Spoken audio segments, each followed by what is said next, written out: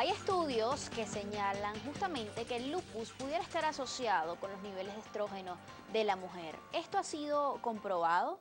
¿Qué se conoce respecto a eso? Los estrógenos como tal no son los responsables de que el lupus se desarrolle más en la mujer que en el hombre. Obviamente, quiero decir en sentido de incidencia, un hombre, 4 mujeres, y se pensó siempre que las hormonas tenían que ver.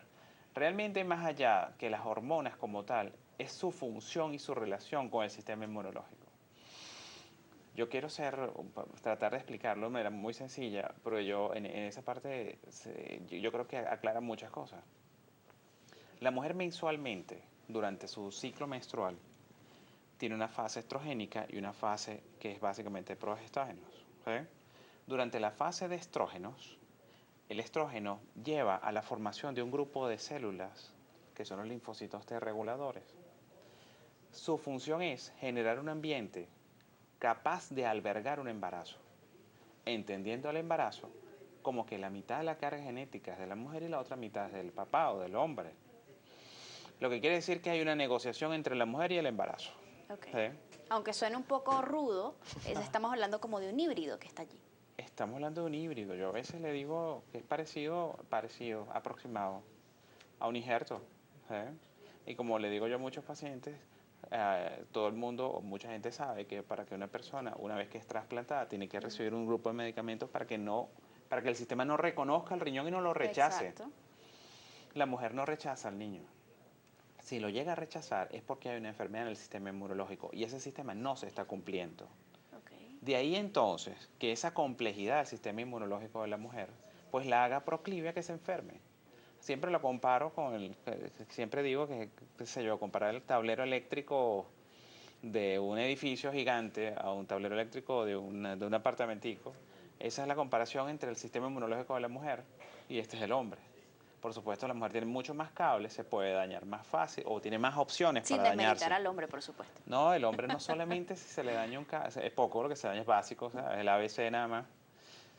Pero cuando se le daña a uno, corre mucho riesgo de muerte. Así es. Sí. Ahora, ¿hay alguna asociación entre lo que sería la ingesta de anticonceptivos orales, obviamente la propia ingesta de anticonceptivos, y la aparición del lupus o de, digamos, el riesgo que puede correr una mujer cuando está evitando un embarazo, tiene lupus e ingiere anticonceptivos? Hay dos cosas. Hay un tema que es el lupus inducido por medicamentos, Ok. que eso puede pasar, pero puede pasar desde el anticonceptivo hasta con fenobarbital, pasando por difenilidantoína, una serie de cosas, pero son casos bastante inusuales. Ok. Ahora, el anticonceptivo está asociado a trombosis en condiciones muy puntuales. Por eso a las personas que tienen enfermedades autoinmunes se les recomienda no usar anticonceptivos o si se recomienda por la situación que sea muy específica, que use el que tenga menos concentración de estrógeno y que tenga más concentración de progestágeno. Ok. ¿Por qué? ¿Por qué se les impide un poco la ingesta de anticonceptivos? El riesgo de trombosis. Ok. Trombosis, específicamente formación de coágulos en sitios muy puntuales, trombosis en las venas, trombosis en cualquier sitio realmente. Eso es un riesgo que puede ¿Por suceder. la afectación que el lupus pueda estar teniendo en los vasos sanguíneos?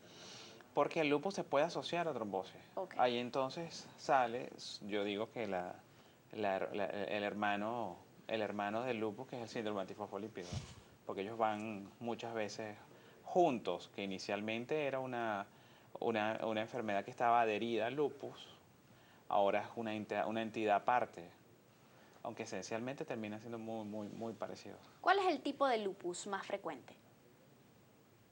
Bueno, yo creo que el que más conocemos y es el que más alarma es el lupus eritematoso sistémico, que es el que es más complejo, es mucho más agresivo. ¿Qué lo caracteriza? Bueno, lo caracteriza, como se habló inicialmente, desde las manchas en la zona malar, los eritemas en la piel, fotosensibilidad.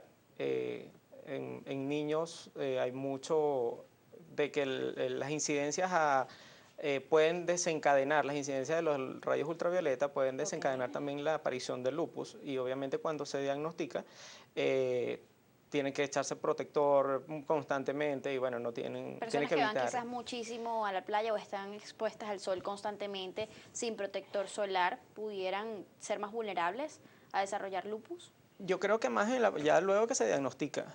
O sea, en algún momento la fotosensibilidad lo va a ver el médico cuando asocia toda la clínica, digámoslo así.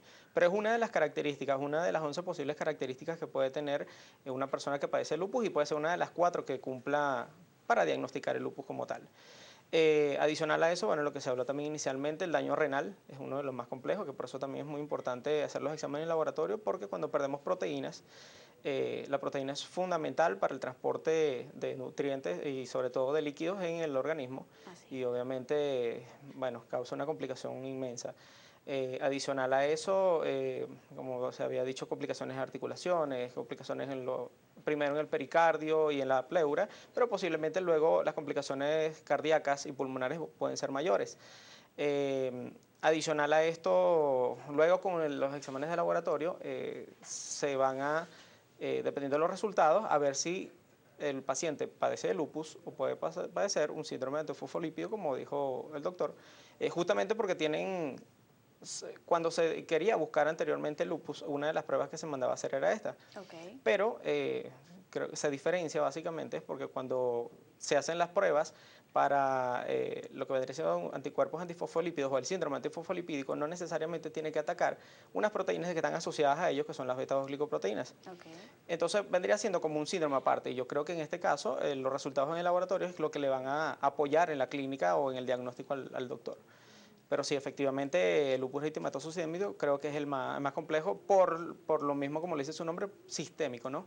Ataca diferentes partes. ¿Y el lupus es una enfermedad que de repente aparece de la nada, de golpe, con toda la sintomatología, o vamos, digamos, aumentando o va aumentando el nivel de agresividad o de severidad de los síntomas a medida que va pasando el tiempo?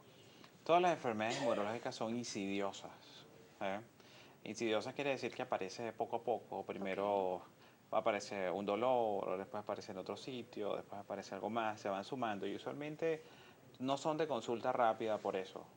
Casi siempre cuando la persona llega a la consulta, muchas veces llega de emergencia, porque o llega con proteínas o con dolores articulares muy fuertes, o porque hay derrame pericárdico, es decir, líquido en el corazón o líquido en el pulmón, cosas que la llevan a consultar, pero igual lo hace siempre con cierta, o sea, le da tiempo, ¿no? Le da tiempo porque no tiene forma. En ese estado la enfermedad quizás ya está muy avanzada.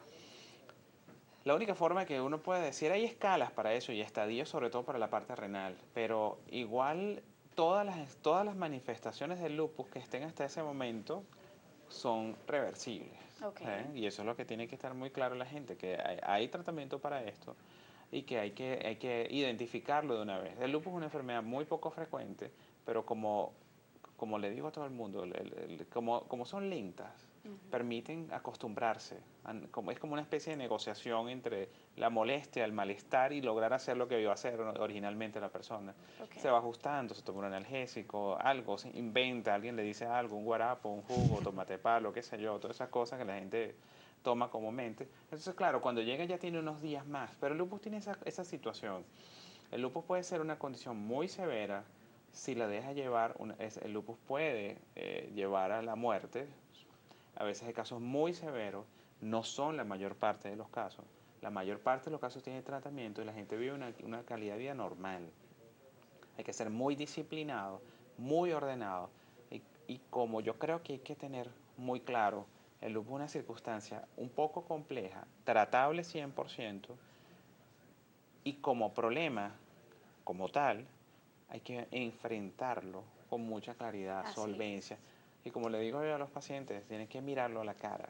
No le baje la mirada, hay que mirarlo. Es como ese sospechoso que está en la otra acera. Llévelo de lado, pero nunca Exacto, delante de usted. exactamente. Eso es importantísimo. Un poco ya para aclarar y comenzar con las preguntas del Twitter, el lupus eritematoso discoide y el lupus eritematoso cutáneo subagudo, ¿cómo se caracterizan? ¿Cuáles son sus síntomas? El lupus tiene manifestaciones cutáneas que van desde aguda, crónica, subaguda. El lupus discoide incluye este tipo de cosas. El lupus discoide da lesiones de piel bastante marcadas. Okay. De hecho, son una de las manifestaciones más terribles que todo el mundo busca porque es la primera que aparece cuando ponen en buscador en Google, le aparece grupo discoide de entrada. Claro, y quizás Y algún la malestar foto. en el riñón se soporta por un cierto tiempo, pero cuando te sale algo en la cara o en alguna otra parte del cuerpo, pues ya Exacto, sí, porque los ojos hablan más que lo demás, ¿no? es Sí, así, es cierto. lamentablemente. Sí, cómo no. Pero lo que hay que hacer el diagnóstico, ahí el tema de la especialidad en dermatología son muy rápidos en detectarlo. Ahí lo que hay que tratar, cuando el lupus es muy cutáneo, usualmente no se mete con el riñón, sino que se queda en piel. Y hay que diferenciar entre, aunque el lupus tiene manifestaciones cutáneas, hay un lupus que es el lupus cutáneo y el lupus sistémico. El lupus cutáneo no es lo mismo que el lupus sistémico. El lupus cutáneo casi siempre se queda en piel. Hay un porcentaje que rota, por supuesto, pero cuando es cutáneo, se queda en piel. ¿Y es más fácil de tratar? Es cuando así? sensible a la hidroxicloroquina Ok. y a los cuidados propios de la piel. ¿Y cuando es sistémico? Cuando es sistémico es más engorroso, es más difícil tratar porque afecta muchísimo y depende de muchas variables. Y altera mucho más la funcionalidad de la persona. Lo puede alterar mucho. El lupus, si no se trata, puede alterar muchísimo el funcionamiento de la persona y eso es lo que hay que tener muy en cuenta. Por eso yo me refiero es que aquí hay que conocer mucho, saber exactamente lo que hay que hacer para que se enfrente con claridad. El riñón hay que cuidarlo muchísimo y el resto de las cosas hay que cuidarlo muchísimo. No quiero decir que tiene que estar pendiente todo el tiempo del riñón, sino hacer la secuencia, los exámenes, las evaluaciones que tiene que hacer para, como le digo, no Así quitarle es. la cara a la al lupus. enfermedad. Sí. Así es. Vamos a comenzar a leer pues muchas preguntas que nos llegan a través del Twitter. Les agradecemos respuestas lo más breves y sencillas posibles para cada una de ellas. Diego Rangel pregunta, buenos días, ¿cómo van los avances de posibles tratamientos de cura para el lupus eritematoso sistémico? El lupus sí ha avanzado, en los últimos tiempos ha avanzado bastante. El término curación pareciera todavía no ser alcanzado. Y cuando yo digo esto, quiero ser muy enfático, es decir, hay casos que en la actualidad están tan bien que no reciben tratamiento. Pero vamos a pensar todo el tiempo que siempre hay que recibir un tratamiento. Okay. Estamos desde las pastillas que van desde la hidroxicloroquina hasta la ciatoprina, pasando por la ciclofosfamida, llegando al rituximab, que ya es un anticuerpo monoclonal, y hay unos anticuerpos que no han entrado a Venezuela todavía, como es el belimumab. E inclusive se puede utilizar el tocilizumab, que lo hay en Venezuela, para situaciones muy específicas. Okay. Sí hay muchas opciones, eso tiene que Se ha avanzado, entonces. Se ha avanzado muchísimo. Alexander Churón nos dice, conozco una familia que le dio lupus a 2 hermanas. ¿Eso puede pasar, licenciado? Bueno, como se habló inicialmente, no se considera que sea algo genético. De hecho, hay unos estudios que se hicieron que hasta en gemelos, la posibilidad o el porcentaje de que ambos sufran la enfermedad es solamente un 30%. Okay. Es decir, que tiene que haber un desencadenante que la haya afectado o tiene que haber alguna predisposición, pero no necesariamente tiene que ser algo hereditario. ¿Las enfermedades víricas pudieran ayudar a que aparezca el lupus? ¿Algunas enfermedades víricas? Definitivamente sí. Okay. Y por Como por eso, ejemplo, doctor. desde citomegalovirus, Epstein-Barr y ahora el último que pasó que fue el chikungunya. Cualquiera de esos puede ser detonante. Siempre asumo y siempre lo digo que el virus es una especie de delincuente intelectual. Porque el virus no depende, el virus no es aquella, cuando uno ve a una persona que produce un absceso que secreta pus y esas cosas, eso es un virus jamás, eso lo producen las bacterias que son así como más, digamos, chabacanas, ¿no? El virus depende mucho del reclutamiento e hipnosis del sistema inmunológico. Es más elegante, por decirlo así. Es más así. elegante. Norberto Antonio pregunta, lupus, ¿puede el lupus atacar a recién nacidos, aun cuando la madre quizás no tenga lupus, doctor? Es poco probable. Cuando un niño se enferma, un recién nacido se enferma con este tipo de situaciones, es más fácil de entrada pensar en un problema genético de nacimiento. Ok. Argenis Carrillo pregunta, dice, mi esposa tiene el síndrome antifosfolípido. ¿Qué debe hacer el paciente? ¿Cómo puede cuidarse? Los cuidados del antifosfolípido son de acuerdo a lo que le haya sucedido. El diagnóstico del síndrome antifosfolípido es complejo, debe recibir el tratamiento. El antifosfolípido, cuando digo es muy complejo, puede ser que su única manifestación sean abortos recurrentes. Puede ser que haya tenido una trombosis venosa profunda. Y de acuerdo a la severidad puede ameritar solo el uso de hidroxicloroquina hasta estar anticoagulado permanentemente. Pero siempre hay que tener una opción que va en proporción a cómo se le hizo el diagnóstico.